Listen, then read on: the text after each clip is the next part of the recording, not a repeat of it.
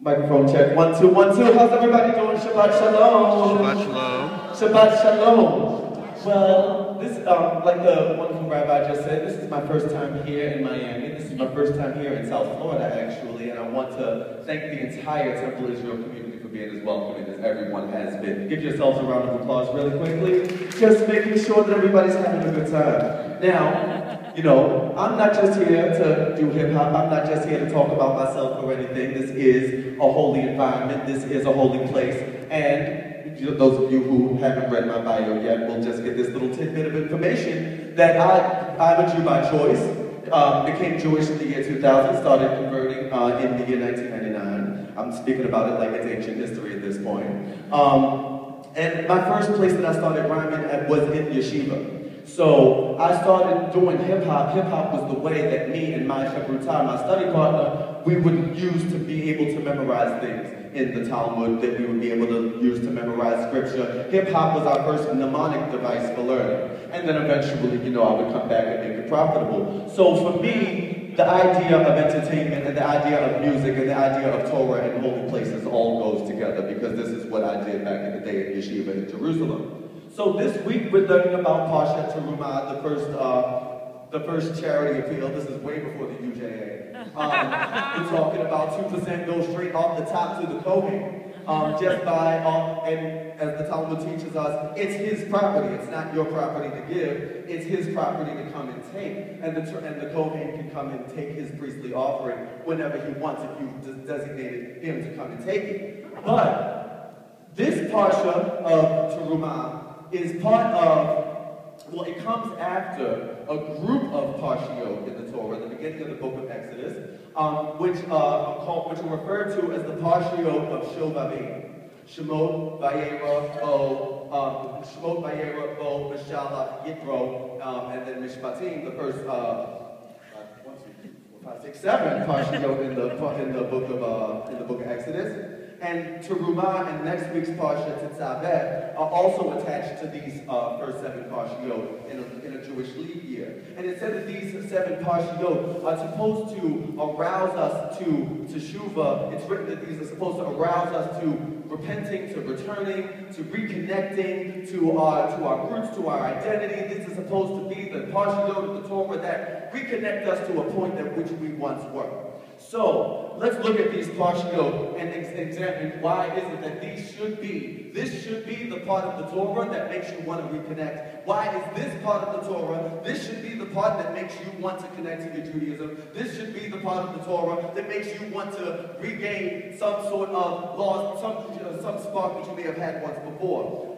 Why is it that these Parshiot are specifically pointed out in the Torah as being the ones that make people want to return and reconnect? These are the Parshiot when the Jewish nation finally gets its identity and gets over the issues. If we look at the beginning of the book of Exodus, we're talking about watch Roots, watch any civil rights movie. We're talking about that times about 5,000. This is what the Jews were going through in Egypt. We're talking about an enslaved nation. We're talking about an oppressed people. We're talking about a people without any traditions that they can keep. Like Moses says to Pharaoh, just let us go and worship God on the mountain. Like, let us do something. This was a group of people who had no connection, no nothing, that were trying to be deprived of their history, deprived of their connection to where they had been before. Here comes along Moses saying, oh, out of the blue, he was raised in Pharaoh's palace, so he knew how to speak to royalty, he knew how to speak to the aristocracy, he knew how to speak to the 1% who wasn't only occupied.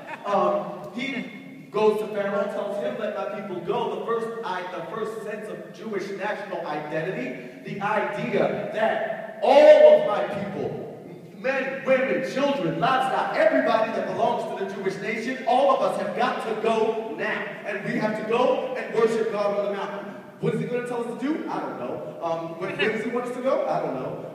What does he want when we get there? I have no idea. But I know that we're Jews and we've got to go and get out of Egypt and go over there somewhere. That was basically Moses' first exhortation to his people. And that would come in the Parsha of Vayera and Bo. And then we would get to the Parsha of Beshalach, when Pharaoh, after his heart was hardened so bad that the cardiologist couldn't even touch it, after his heart got hardened a few times, Then he decides to let the Jewish people go. Moses goes out, Nachshon jumps in, splits the sea. Moses comes, raises his staff, then the sea splits, everybody walks across, and then the Jewish nation is now an entity outside of Egypt for the first time. This is not just a group of slaves talking about they knew they had a common ancestry. Now, the Jewish nation, for the first time, was an identifiable group of people that were now on the move and out of their own volition. And of course, what happens right then? I'm all like, as soon as you get something, you gotta have a hater. So, as soon as they became a nation, first that came their first attackers, and then they would fight them off, and then we would keep going. They would receive the 10 Commandments, and then we would get to this week's parsha. This week's parsha is now us finally finding out what the God on the mountain wants us to do. Now we're getting down to specifics. Last week's parsha we learned about laws of the Hebrew slave and monetary issues. Now we're learning about ritualistic issues. What offerings need to be brought? Does it need to be gold? Does it need to be silver? Does it need to be copper? Things like that. Why is this? This would just be the beginning of us getting to be a nation as one, with its own traditions, with its own rituals, with its own liturgy, and it starts here. The Jewish nation was not identifiable by a group of people who all looked the same, or a group of people who all talked the same, who all spoke the same language, or who all came from the same place. The Jewish nation was, even including the mixed multitude that left Egypt with them, the first Black-Jewish relations experiment, even including the mixed multitude that left Egypt with them, this was a group of people who were defined by the realization that they were not meant to be in that oppressed status, that they did have a place that they were going to get to. There was eventually a promised land. They did eventually have a meaning, a purpose for their existence. That's what defined the Jewish nation. And where did we find all of that out? Where did we get connected to the idea that the Jewish nation is a group of people with a higher purpose? Where did we find out that the Jewish nation is not a group of people that are meant to be slaves in Egypt? During these 6 and 7 week parshiot in the first part of the book of Exodus. This is the part of the Torah that really connects us to where we came from, and God willing to where we're getting back to with Tikkun Olam and the perfection of our world and the realization of each and every one of our individual purposes. Shabbat Shalom. Hope you enjoyed my words. And this is just Torah. Oh my God.